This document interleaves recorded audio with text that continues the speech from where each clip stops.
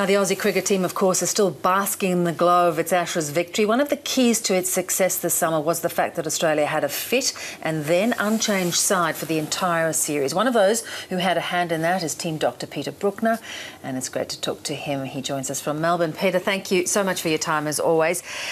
Now, I guess, as I mentioned, we are all jumping on the Ashes bandwagon now, but people forget that a lot has changed. A lot of work has gone into getting this team ready in a very different way. Tell us about your involvement. Well, I've been involved with the team now for the last 12 months, and it's obviously been an interesting journey. We started off in India, which was well documented as being a difficult tour, and we had some issues there, and then you could see things start to turn around on the Ashes tour of England, and I think by the end of that we felt that the scoreline didn't really do us justice, being down 3-0, and everyone was very enthused and excited about the prospect of the home Ashes series. So I don't think anyone quite dreamt we'd win 5-0, but we were reasonably confident we'd be very competitive, and that's the way it's turned out. And as you said, we've been very fortunate that the same team's been able to play. That's been the big challenge from our point of view, and I guess particularly the fast bowlers. We haven't had a great record with keeping fast bowlers out there over the last couple of years, but we had a few things go in our favour, I have to say. It's a slightly older, well, it's a significantly older group of fast bowlers at the moment, and they seem to cope better with the load. The young fast bowlers under the age of 24 really struggle to play at this level because their bodies are just not mature enough to play Test cricket. So we were helped by that. And then obviously they didn't have to bowl quite as many overs as previously because they were successful, so they were rewarded in two ways for that.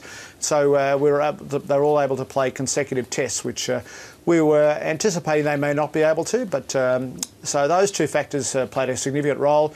Obviously, you know, they've got a very good backup team. Alex Contouris, the team physiotherapist, is outstanding in what he does and does a fantastic job in keeping them up. Grant Baldwin, the massage therapist. So it's a team effort with the bowling coaches, Craig McDermott and obviously Darren Lehman. We all work together, work out the bowling loads, work out how much they can do in between games, and it's all very carefully scripted. And you know, obviously you need a bit of luck too with injuries. Yeah, I'd like to talk more specifically, though, Peter, about the diet and the focus on diet, because over the years we've had cricket teams that have gone up and down in terms of their performance, but I'm thinking of players like Merv Hughes, David Boone, Shane Warne. They weren't always the best physical specimens when they were on the pitch.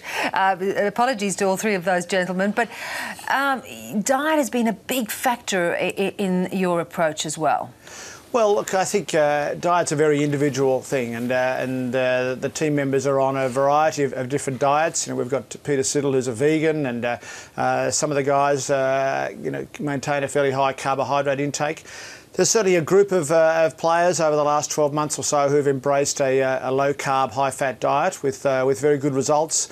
People like Shane Watson and David Warner have lost a significant amount of weight and improved their energy levels and so on. So there's a fair bit of discussion about diet, a fair bit of teasing and banter about diets within the team. But I'm certainly a very strong believer in the low-carb, high-fat for certainly from a health benefits. I think we've got it all wrong over the years with this low-fat obsession that we have. And the guys, once they went onto that low-carb diet, managed to lose weight quite significantly and lose fat, not just and maintain their muscle. And they're all very strong advocates for it. And they've in fact appearing in a movie that is premiering tonight in Melbourne called Serial Killers Movie. And it charts the journey of a number of people on these sort of diets. So if people want to download that movie, it's serialkillersmovie.com, and they can download the movie and have a look at what the cricketers and what other people have done about their diets. And I'm going to really quickly point out it's spelled C-E-R-E-A-L, as in the breakfast cereal. Nothing, anything different. Peter, it is interesting because that is such a turnaround in terms of diet, this low-carb diet. It's what a lot of people are jumping on. And, of course, you know, in sport, and as we're all trying to get the edge, so many sports people are trying to get the edge, and we've seen this huge increase in the use of peptides, almost anything people can get their hands on. Is it diet alone that perhaps can get you these kind of results, or are you still concerned that peptides are playing a very big part, particularly in sports outside of the very high levels? Look, obviously there's been a lot of publicity in the past 12 months about peptides. Personally, I believe, and I think all the scientific evidence shows that diet is far more important than these other substances. There's really no proof that any of these peptides and so on work. They've got significant risks, and I certainly wouldn't be touching them and wouldn't be encouraging any of cricketers or any athletes at any level to get there, because really you're going to have much more benefit from getting your diet right than from taking any of these substances. You don't run the risk of side effects. You don't run the risk of contamination in athletes when they're drug tested and you don't know what you're taking. So as I said, I think it's unfortunate that it's got so much publicity over the last 12 months or so, but there really is minimal evidence of improvement in performance, whereas with dietary improvement you can make dramatic changes. And ironically, with all the publicity, they're finding that in fact there's been people actually seeking out peptides rather than going the other way. We've got a front page story in the Sydney Morning Herald today where in fact the biggest illegal drug at the moment are steroids, not things like heroin and methamphetamines.